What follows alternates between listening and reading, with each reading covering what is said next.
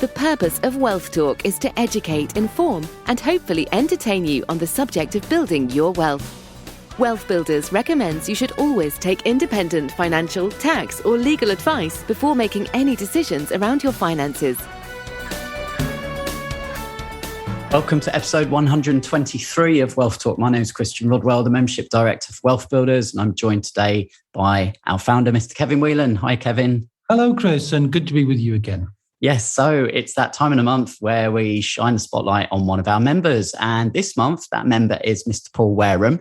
And Paul is not just a member of the Wealth Builders Academy, but also one of your private mentoring clients, Kevin. So today we're going to kind of talk a little bit about what the mentoring relationship looks like with certain people. Yeah, mentoring is a fascinating issue. And of course, for the longest time, Chris, I've been acting as a guide. And that's how the program got started, wasn't it, really? I was providing that one-on-one support for high-income, successful people, just like Paul, really, super successful in their ability to earn money, but often struggling to turn that earning into asset income, so that they could create wealth. And so I've been doing that for a very long time. So only a small proportion of the overall membership need that acceleration, want that acceleration, and have got the financial resources in order to make that work. But it's a very powerful thing. And, let's hear Paul's story, and then, we can debrief a little bit more about time saving and other forms of leverage that, really critical when you're dealing with successful people who almost always are time poor. That's the key issue. It's the leverage on their time. That's the primary outcome that they're seeking. Yeah, so I'll be walking Paul through our 9-step recurring revenue roadmap so we can pull out some of the stages that have helped Paul to move from a place of financial insecurity to now generating multiple streams of recurring income. So let's have a listen now to our conversation with Paul Wareham. Paul, welcome to Wealth Talk today. Thank you. Great to have you on. Now, we every month we invite one of our members, Paul, from the community to share their progress since they've joined us. And you've had a slightly different relationship because you've actually been one of Kevin's mentor clients. So we'll obviously hear how that's been working out for you today, Paul. And as usual, we'll kind of follow along our 9-step recurring revenue roadmap so we can see the stages and the steps that you've taken to build up more recurring income. So are you ready to get going? Absolutely. Okay, well, the starting point then, I think, Paul, is really to understand how you first came across Wealth Builders and what attracted you to working with us. Yeah, Chris Henry is a personal friend of mine, and he had started his journey into SSAS and association with Wealth Builders some time ago, 4 or 5 years ago. And I used to work with Chris, and Chris was talking to me about SSAS and how it kind of changed his life. The financial freedom that he had. We both had good pensions from our employer. And I just felt as if it was time to take control of my funds. And Chris introduced me to Kevin, and Kevin helped me with my pension transfer into a SSAS, and then became my mentor. So, which was the start of the journey, really. Yeah, and this is approximately 18 months ago or so? A bit longer than that, about 2.5 years ago, 2.5 years ago when we started the discussions, I suppose, with Kevin. Yeah, and 18 months ago, Kevin has been a mentor for me since then. Yeah. Okay, and tell us a little bit about kind of what life looked like for you at that time, Paul, in terms of employment and how much time you had available. Yeah, I suppose I had a good pension and a good job. I'd run, and I'd still run, the biggest surveying firm in the UK and the second biggest conveyancing firm in the UK. So big job, time poor, but and not particularly asset rich either, other than the home I lived in. Financial insecurity, I think, in the way that you would describe it. Nothing coming in from assets, property, but a decent job with a decent salary. Yeah. And in terms of mindset, we always talk about there being a catalyst. There's always something, a reason that kind of propels you into wanting more. Was there anything specifically for you, Paul? A couple of bits really. One was taking control of my pension and actually not feeling as though that was at risk of, if I passed away for that to be eroded. So taking control of that and having a legacy in terms of my pension fund. And the other bit was I've always been in and around financial services and property, but I'd never earned a penny from it really, other than my salary. So it really interests me. But I just really didn't know how to get going. I didn't know what steps I should take really to kind of start to leverage what I did have to kind of make any kind of income. And in our roadmap, Paul, we've got 3 stages, and stage 1 is foundational. It's really just building confidence. I guess just, believing that it is possible to reach financial independence and it is possible to start building multiple streams of recurring income. And a really important thing that we always emphasize at the beginning is making sure your house is in order. And part of that is putting on a secure roof. So that's something that I'm sure Kevin discussed with you. And, were there any aspects that you realized at that time you didn't have in place? I was not covered. My roof was bare. So I think, I have Kevin made the connection to legal matters and talking to them about flexible trust, powers of attorney, etc., to kind of fill the gaps. So I must admit it's not complete yet, but I am talking to legal matters. Just doing my former direction, so we're kind of well progressed with getting that sorted and getting my roof on. So yeah, good to hear that. No, it sounds like it's fully in progress, and it gives you peace of mind knowing that stuff is in place, because then it allows you that strong foundation to start building wealth. So I guess let's have a look at stage 2 now, which is all around building your knowledge around the 7 pillars of wealth. Looking at where your points of leverage are, and then deciding on what the strategies that are going to work for you. So let's look at step 4 in our roadmap. That's all about the assets. So 7 pillars, Paul. How many of those 7 do you think you have now got some activity in? I think it's been pretty fluid in terms of how I've looked at that, and that's the way I work best. Is fluid and flexible, and taking kind of the bits that really resonate with me and making them work for me. But I'd say 6 of the 7 pillars I've utilised in 18 months. So of working with Kevin. Initially focused in how we could make my house, my home that I lived in, and leverage that. My pension obviously was the bit that was really going to make the difference in terms of getting some momentum. Starting to kind of build property, joint ventures. So I've started a joint venture with an ex-colleague. I mentioned earlier I was time poor, he's time rich, and that has worked fantastically well. So we started 2 businesses earlier this year. We've kind of bought and sold, and we've started a development project to put a 5-bedroom house on a 2-bedroom bungalow. So that's exciting. And the spades go into that in October. So really looking forward to kind of doing that. And also, and really kind of fresh off the press, really, I've always been in businesses that have created money for other people. And I'm going to go it alone. So actually using my intellectual property in and around the legal process for property to start my own business in conveyancing. So it will be coming to a place near you probably within the next 6 months. But hopefully, I can kind of engage with the Wealth Builder community and offer a service. So, really looking forward to that. That excites me. Wow, big news there. Thank you for sharing, Paul. An exclusive. So, okay. So yeah, I mean, in 18 months to really go from kind of no pillars to 6 out of the 7, that is impressive. And with a full-time job and, a job with lots of responsibility there, Paul, how have you managed your time? How are you, is it maybe some helpful tips for others that are finding themselves trying to build wealth whilst also trying to manage a full-time job?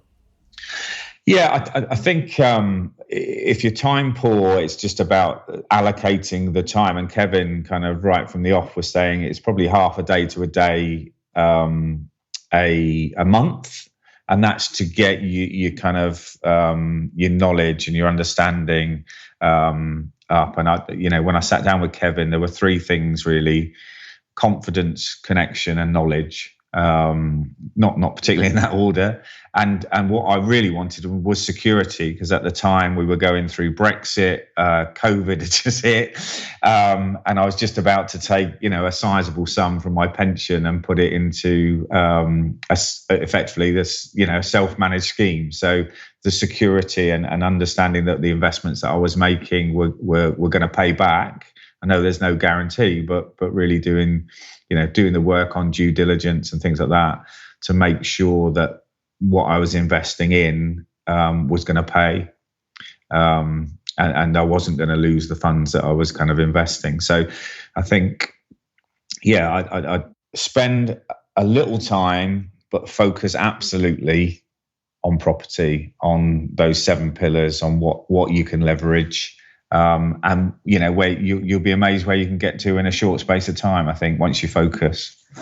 Yeah, well, that takes us nicely on to step 7 there, Paul, which is moving into stage 3, which is focus. So this is where we obviously, teach all of our members about the wheel of wealth, and that consists of education, support, connections, due diligence, and then guided action. And one of Kevin's mantras is never let 30 days go by without doing something to build your wealth. So, as you've just said, Paul, you have a finite amount of time, and the key is making sure that that's, income generating time. You're not drifting. And how have you found, speaking to Kevin every 30 days and then having actions, being able to delegate things, a combination that's helped you? It has, yeah. I mean, my wealth dynamics profile is I'm a star, plenty of ideas, but lacking in structure. So Kevin has been great in providing me that expert structure in terms of what I'm trying to do. So always I have plenty of ideas. Always, I'm kind of running off here, there, and the other. And what he has done is kind of brought that into priority focus, really, and really, discounted some, changed my thinking on others, but prioritized kind of really what I was looking at. So the next 30 days becomes more productive because actually I'm focused on fewer things, and that's whilst juggling a job and things like that. Is that focus is a real premium, I think, because without it, I think without any kind of input, I would be all over the place, and I'd be doing things that are wasteful of time and money. And what it does do is it helps to really focus on return. It focuses on the right type of investment, the right type of connection. And Kevin's been incredibly good at kind of putting me in front of people that I can help in terms of investment that give me a return, that are experienced with property, that have a great track record, that minimize the amount of risk. They do their due diligence, and wealth builder. Not saying they've got a wealth builder stamp of approval, but those relationships have been, I don't know, that they've provided a good return for me over 18 months. So, and I'm really grateful, because without Kevin, I wouldn't have had those relationships. I wouldn't have had the confidence, after 6 months to start my own business and start buying property and start developing property. I mean, that's something 18 months ago I couldn't even imagine doing. I'd have run screaming for the hills, but I'm doing it now. So and loving it too. Absolutely. And I think what you've done remarkably well, Paul, because I've joined several of those mentoring calls with Kevin, and is your consistency. every month, every time, there's always something to report. And, whether it's small steps or bigger steps. And we know that the wealth building journey is not a linear journey. There's some months where there's loads going on, some months where it's very quiet and you're waiting for things to happen. But you've always been taking steps forward. And I think that's why you've made such great progress. Yeah, I feel, if I look at myself 18 months ago and think, lacking in confidence, no connection, no real knowledge of how, to turn both my pension and property into a recurring income. And now, I've got 5 investments with other projects out there. I've got 2 businesses that have bought and sold property or are buying and developing property. I've got some other ideas with regard to kind of more locally starting to generate a recurring income from the money that I've got in my house. Then it's just chalk and cheese in terms of how I've got there. And I wouldn't have been able to do that without Kevin's involvement, because I know I'd have gone down rabbit holes and I'd have wasted money and time. And that's, that would have taken a lot longer to kind of get going. So step 8 is results. So let's look at what that actually means in terms of your wealth levels now. So you said at joining, we're in security with 0 recurring income. What does that look like now for you, Paul? So £2,500 recurring every month, and then also the profit that I'm making from the development company as well. So that was the first deal we did there was earlier this year, and we bought and sold and flipped effectively in 9 weeks.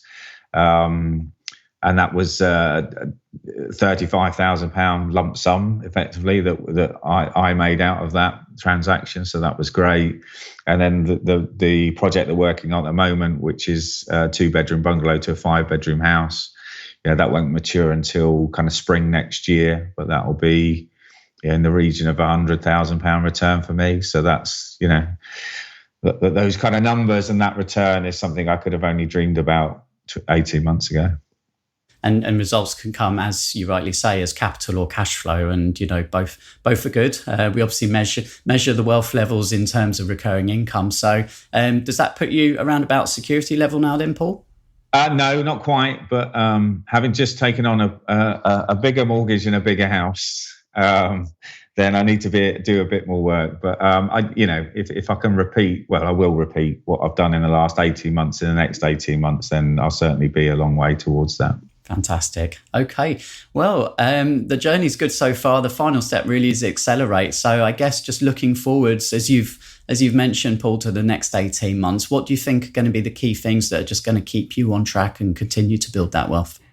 I think starting a new business is going to, that is a big opportunity. The conveyancing market in the UK is quite disparate, so brings opportunity and alongside the property market. So I think that's a big thing. My partner that we started the development company with, that's exciting because we will effectively reinvest our profits and accelerate size and scale. So I may well again be coming back to the WealthBuilders community for some funding at some point in the future. But at the moment, we're just creating the believability, I suppose, of a development business. And we need to get a couple of things under our belt before we kind of come back looking for bigger funds and bigger projects. But that's going well. So, yeah, I can see us scaling both business, scaling the property side.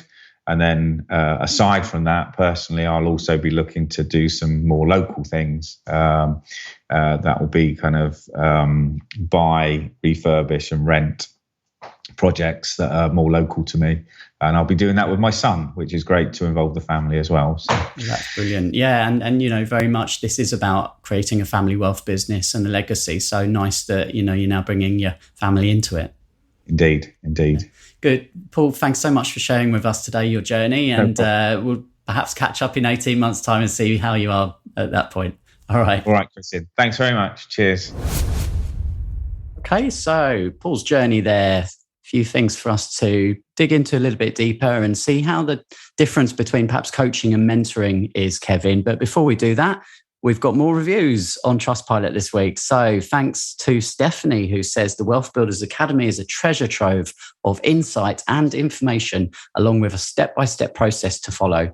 Kevin and Chris are exceptional guides to the process. I particularly enjoy being part of the Wealth Builders community of people who share similar values. It's made all the difference. Wow, treasure trove. I don't think anybody's used that language before. I like that. I like that. Yeah. I never thought of us being the custodian of the treasure. But nice one. Thank you very much, Stephanie. Very much appreciate your kind words. Yeah. So getting back to Paul then. So Paul said, obviously, he's been working directly with you, Kevin, for about 18 months. And it was a connection, right? So we know Wealth Builders is built on education, support, connections, trusted connections to professionals, but also, people who have been previous clients who are now friends. And in fact, with Chris Henry, is now one of our wealth coaches as well. Yes, everyone's on an interesting journey to build their wealth. And, we got to say thanks to Chris for making the connection to Paul. But, I immediately resonated with Paul, just a super smart, very sophisticated, and, above all, what I love about mentor clients is how humble they are. That humility shines through with Paul, doesn't it? So he's underplaying significantly his role in two massive companies, hugely successful man, but having the humility to say, look, I know what I'm doing in these companies, but when it comes to building wealth, I'm open-minded to receiving that guidance and support. And a lot of people won't do that. And I often find that that's the case. Particularly, that alpha male syndrome that can come up when people, I suppose, they don't want to admit they don't know. But Paul, like all of the mentee clients, that's a key requirement for me because it's got to resonate with both sides.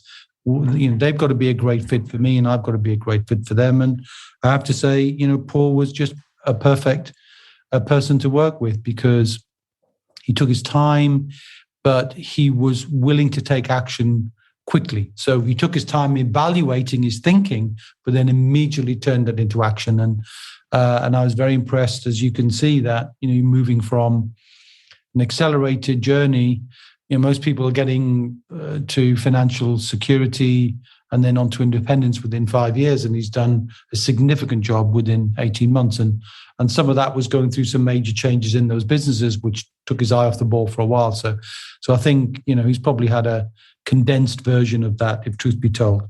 But, that's the thing. I think we liked each other from a sounding board perspective, making good connections, talking about getting the due diligence done, and really by making distinctions and having regular interactions, a cadence to that, that regular contact, which meant, we didn't overlook anything and there was no frustration that was building in with that time paucity.